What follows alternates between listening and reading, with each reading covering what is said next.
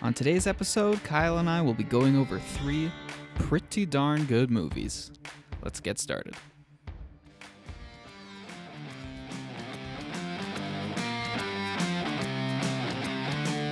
This is Off the Break Podcast, presented by Silver Screen Insider.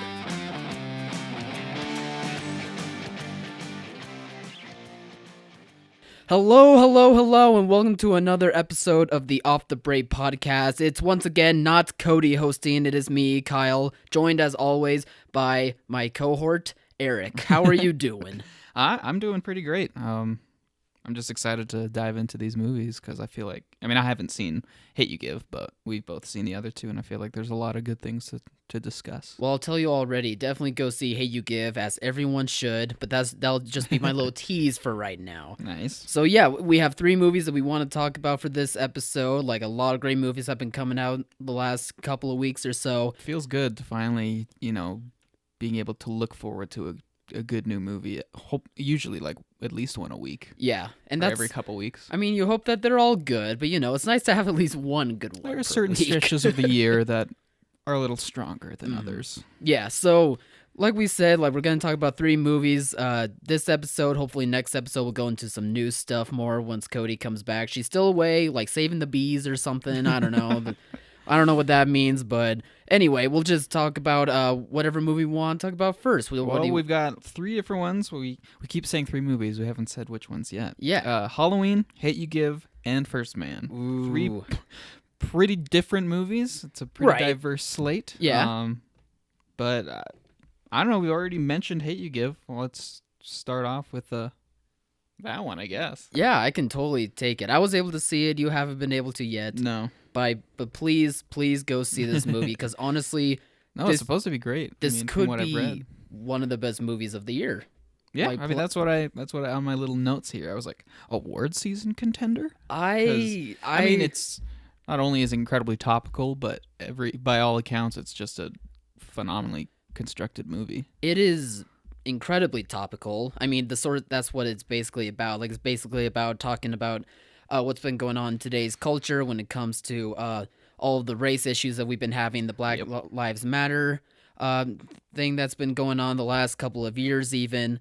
But really, it encompasses a lot more than just that. It talks about those struggles, obviously, and like what goes on for a black person to have to go through the kind of struggles that they do have to go through, whether it's just in the daily routine of their lives, whether it's encountering, white people who aren't quite on the same have the same kind of ideas as them, or even just all of the police brutality issues that we've been having going on. Like, there's really a little bit of everything that dives into it. And while it's based on a YA novel, it doesn't feel like it's targeting that audience at all. Like, it does young adult. It does at time, but for the most part, it feels like just about everyone can watch this movie, and it feels like it's, especially in its writing, it's a step above. Well, I'm sure the extent of its young adult connotations are probably just because the main character is a young adult. Yeah, isn't she what, in high school? Yeah, 16-year-old Star Carter, that's her full name. Nice. And the actress that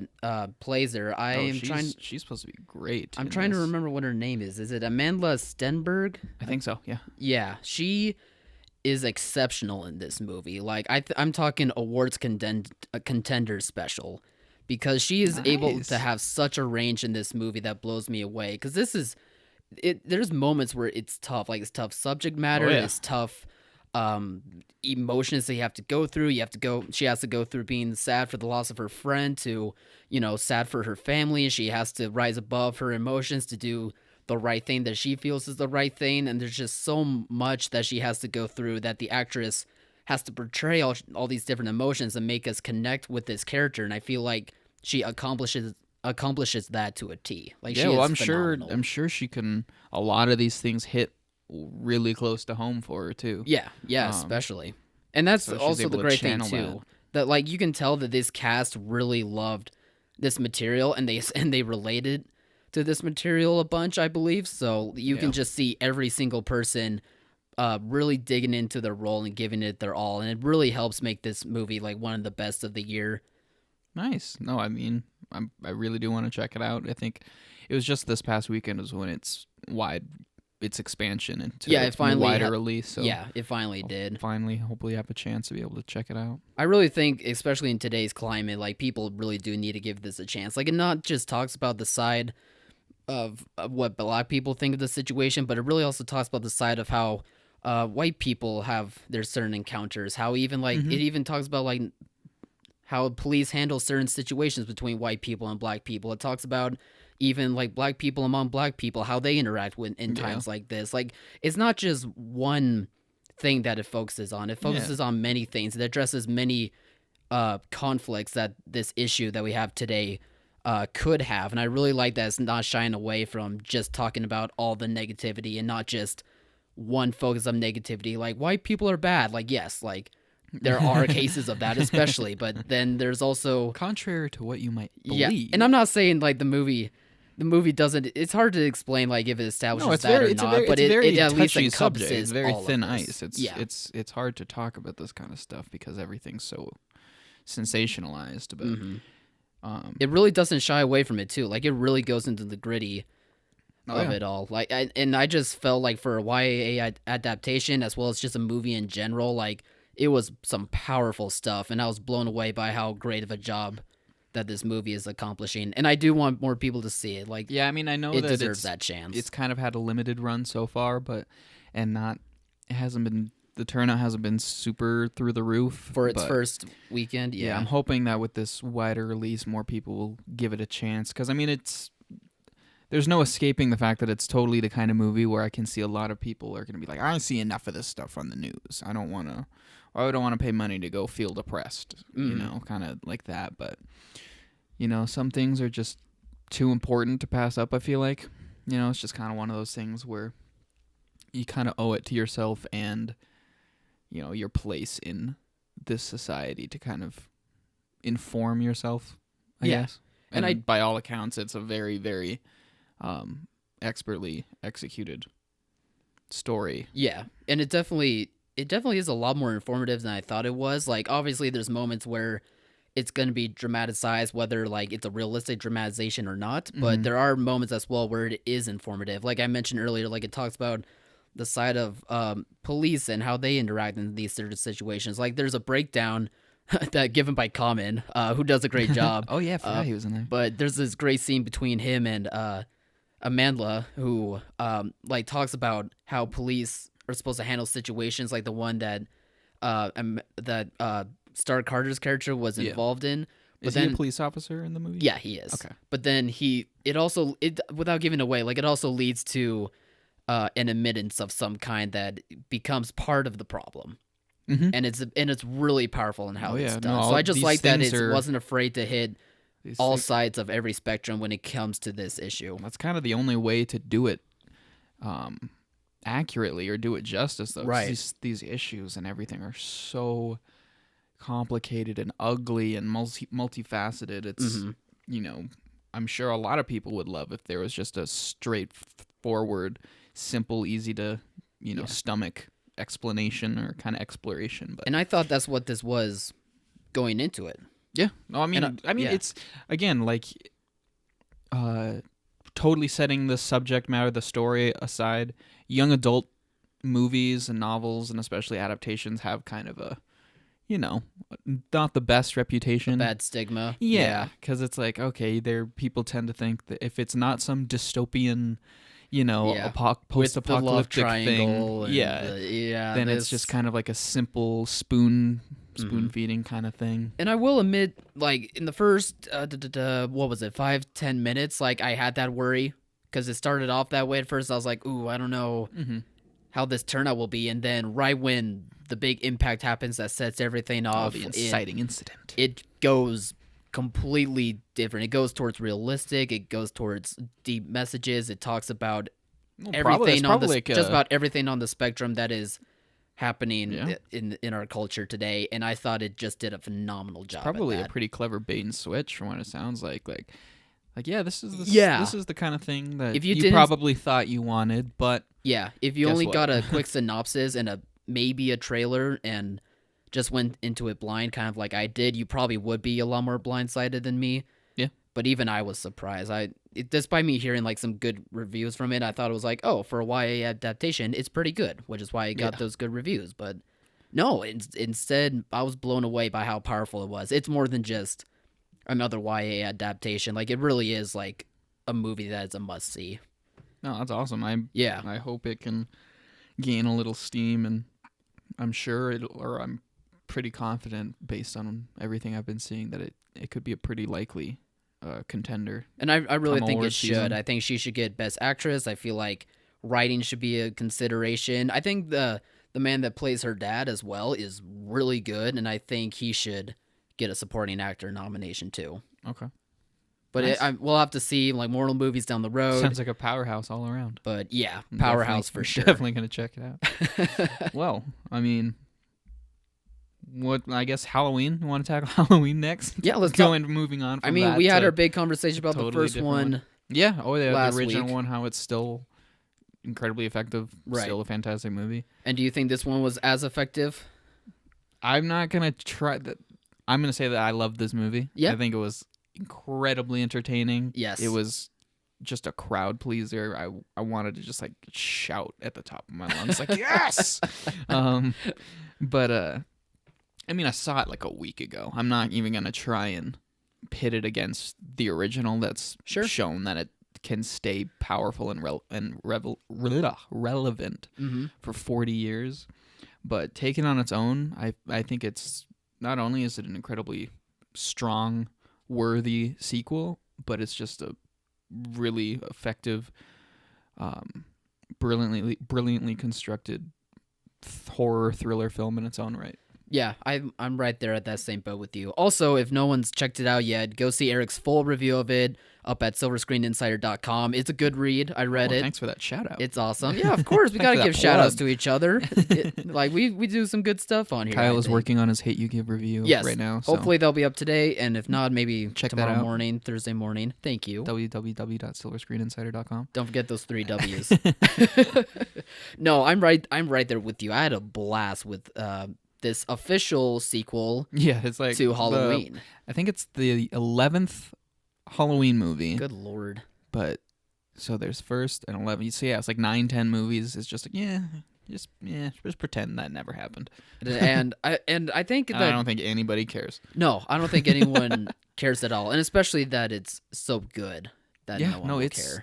I mean, I could feel it in my theater. Mm-hmm. There was a bunch of groups of all different age ranges, but like there was the group of kind of high school teenage friends who want to go out and have a good scare because that's it's just people are always going to do that. It's always fun. There were older people there. There was people there by themselves.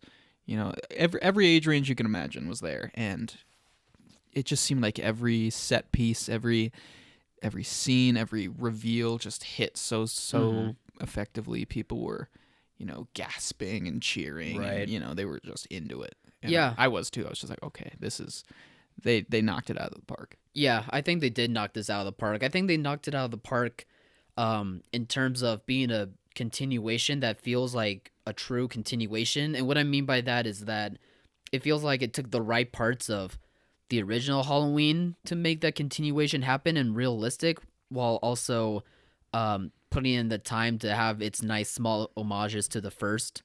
Oh yeah. So like it was and a bunch of other ones. There were a lot of like Easter eggs to the other ones here and there, but I definitely agree. It's like I could imagine it being tempting to want to, by expanding like the Michael Myers character, kind of explaining more. Yeah. It's like because he's like that doctor character or the investigative journalists in the movie. They want to know. Hopefully we'll talk about him some more. they want to know like, what is this guy? Who is he? Why is he like this? Mm-hmm.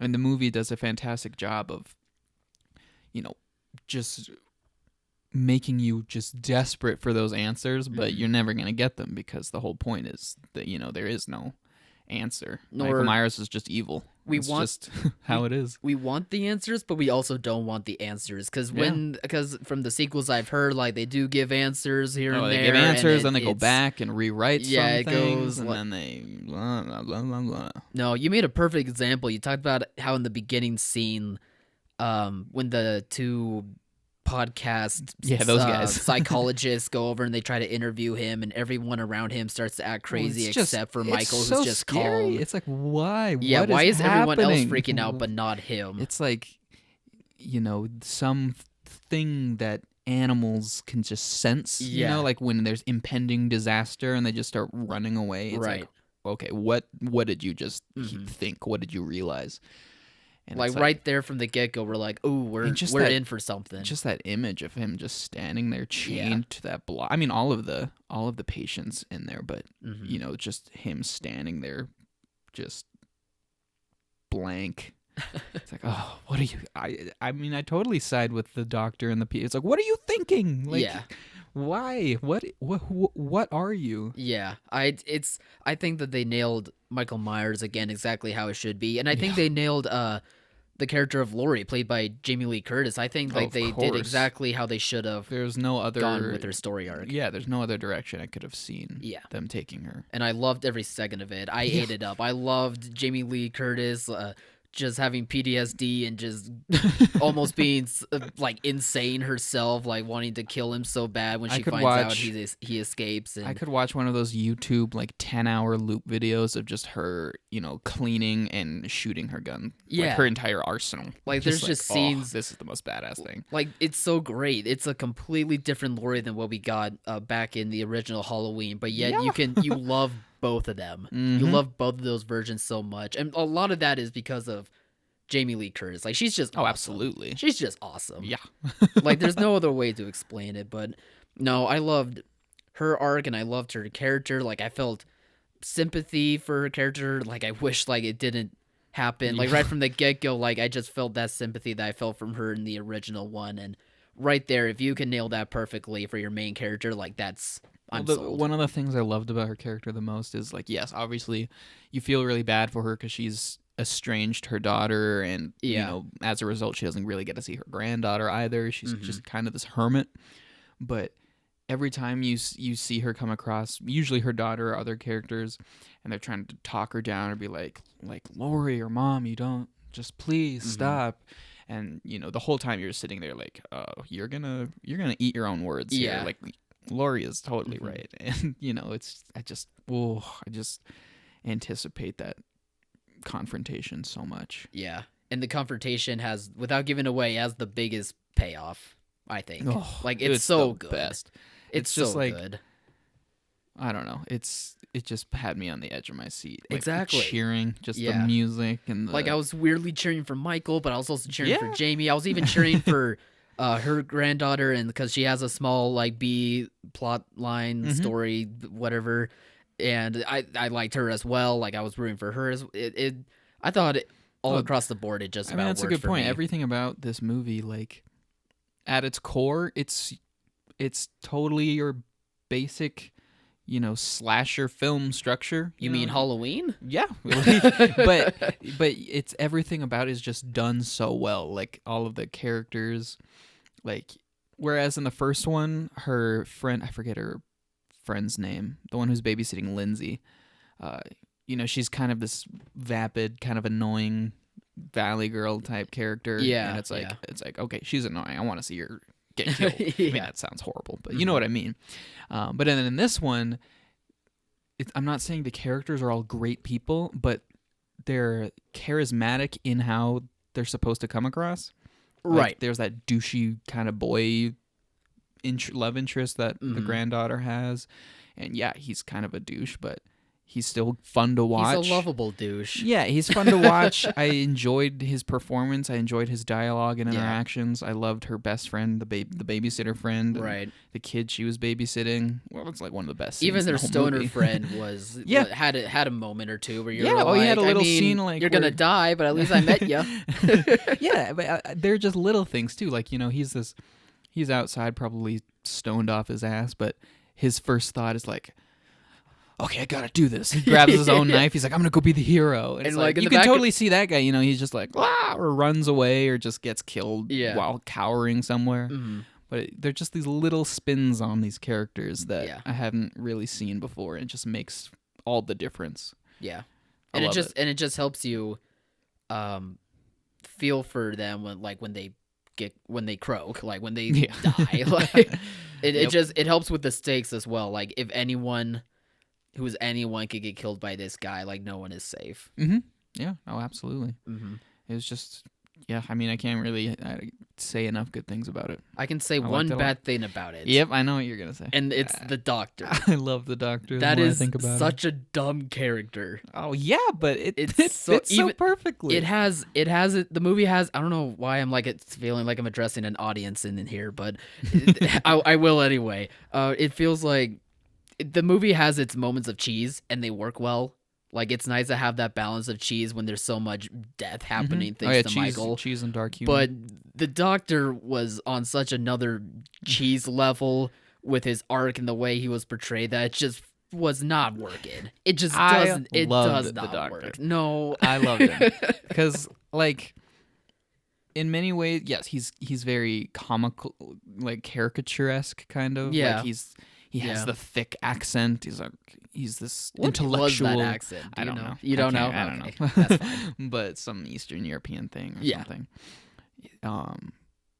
But he's totally understandable. Like we were saying at the very beginning of this discussion, like you do want to know what is going on upstairs with Michael. Like, who is this guy? It doesn't make any sense.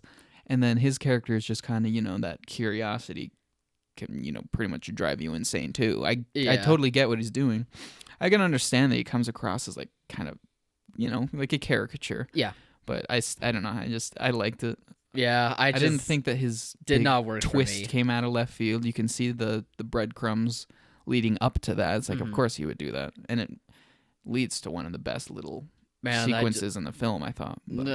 Well, I guess it did lead to one of the really cool sequences. I'll give you that. But like when the twist did happen, we won't say what it is. But when the twist did happen, I just I stomped on the brakes, had the sirens going, and was like, please don't do this.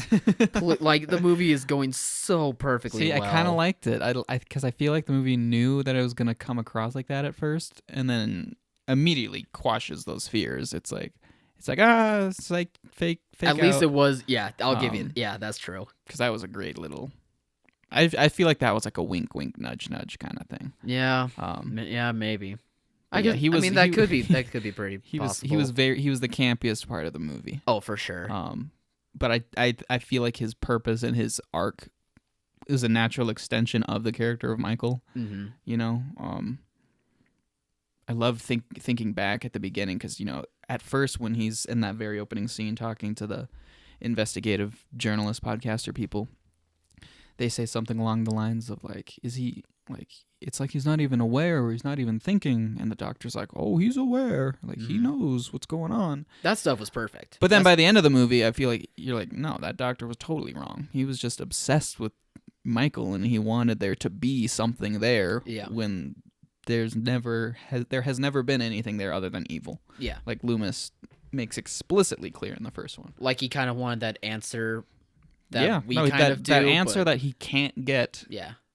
Nor should we get. It drives him insane.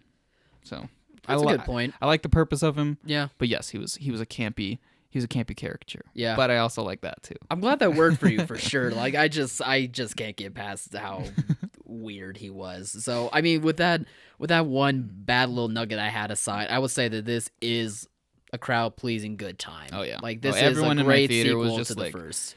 Just like, whoo. Yeah. Like their hearts, still thumping from how intense Right, it is, right. but it's also just like, yeah. like yes. Also, that was great how gory it was. Oh yeah, I loved it. it's like okay, Michael. It was perfect for today's audience because it's definitely not. It was scary back in the day, it's but it not wasn't by any means gory. No, it's bloody, kind of. Sure, but I also the thing I love about this one, it's not like this over the top gratuitous torture porn gore, Oh yeah, like it's not Hostel or anything like that. It's kind of realistic if you can imagine somebody doing the things that Michael did.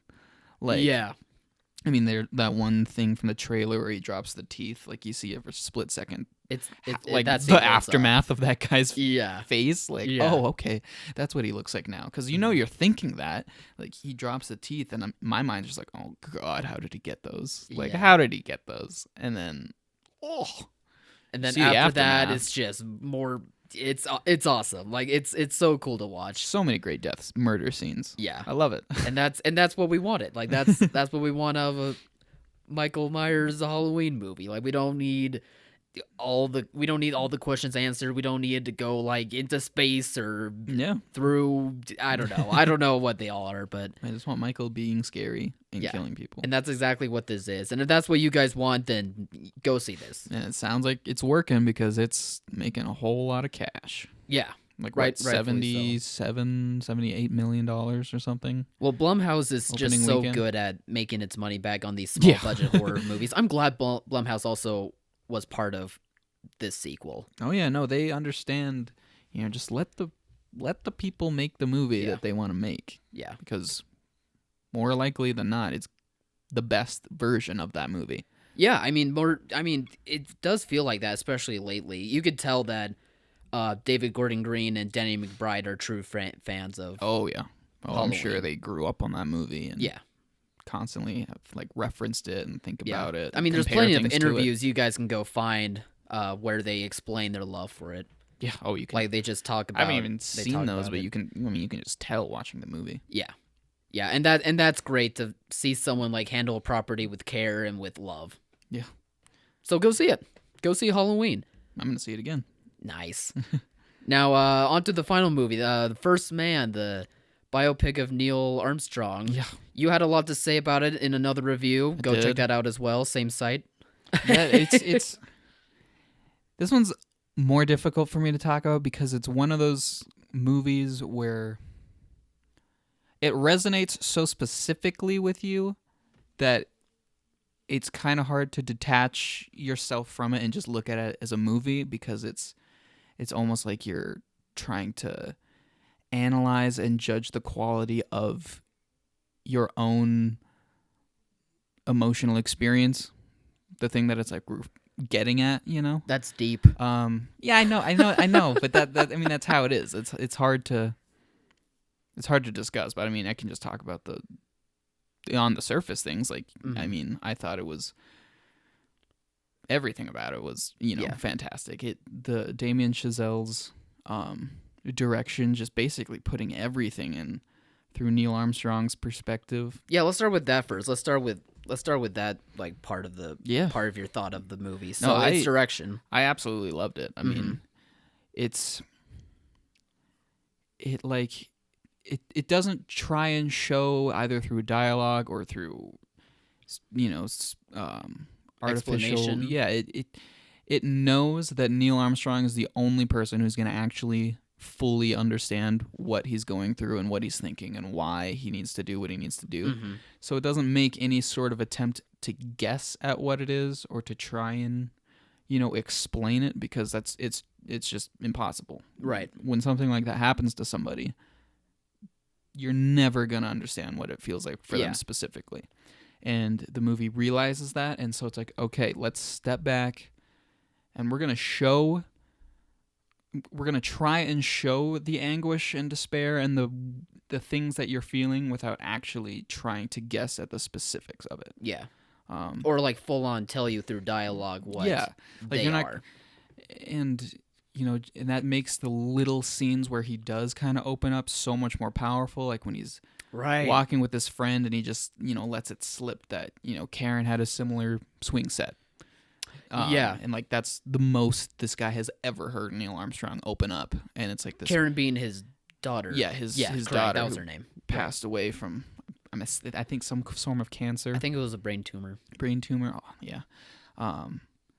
And so he's very much that keep it inside kind of person. Right. He's not. He doesn't talk to anybody about it. But it's not through some sort of like, I need to be strong. What I got from it, he's keeping it inside because, I mean, like, how do you try and put that into words? Oh, like, yeah. There's just You'll never be able to. Right. And so he's probably just, I don't know. That's just the most compelling part of the movie to me, is like, you want to know so bad what he's feeling, Yeah. but you're never going to be able to. And so you just kind of have to, stand back and just pat him on the back, just kind of being like, I'm so sorry. I love that you brought that up, because I think that what some people are having a frustration with in terms of that is the relationship between him and his wife, played by Claire Foy. Like, I think there's people out there who are frustrated by that conflict that they have throughout the years as he's going through his journey of going into space, of them feeling like they're not on the same connective tissue that they should be, and that it causes problems between them. And there's definitely problems between them, but that's because, like, he keeps it all bottled up. So, and she is aware that he keeps it bottled up, so she lets it happen because that's the only way for him to process it. Yeah. But yet there's moments where she gets to the breaking point, and those breaking points are powerful scenes. And I think, like, it works perfectly of explaining their relationship and how they had to try and move past it in their own ways, while also trying to be a couple between both of them. Whether it feels like Neil is trying to be away from that, whereas she tries pretty much a lot more than he does to make it work a lot better. Yeah, no, I mean, I feel like a lot of people are getting what they're getting from their dynamic and their scenes together is that it's kind of like, because of the tragedy that had happened, now their marriage is kind of on the rocks, and they're kind of trying to hold it together. But I never once doubted that they still loved each other or that their marriage was going to work. What I was getting from it is just two people who are just have been absolutely shattered, and now they have no idea like how to move forward. Right. Neil thinks his way of moving forward is through going up to the moon, whereas with hers, maybe it's her trying to get close again to Neil. Yeah, I mean, again, who knows what they think they need to do. But that journey is what it seems like to the audience. I never thought that, they didn't love each other, or that, their marriage is falling apart. Because there's sorry, I don't mean to keep interrupting you, but because there's clear moments and small scenes, but very powerful scenes of them clearly still having that relationship intact. Yeah, no, it's there. And those little things, when they do happen, it's just such a beautiful moment of respite. But it just goes to how it just is a testament to how much I thought that Damien Chazelle's direction and the way he chose to try and show this stuff was just so respectful for them. It really didn't rely on its writing. It's really hard to put into words, but they were just so human, and the way he was showing it was just so real, and it makes you think of the times in your life where you've been through things where you're never going to be able to understand why, let alone try and articulate it to other people. Yeah, for sure.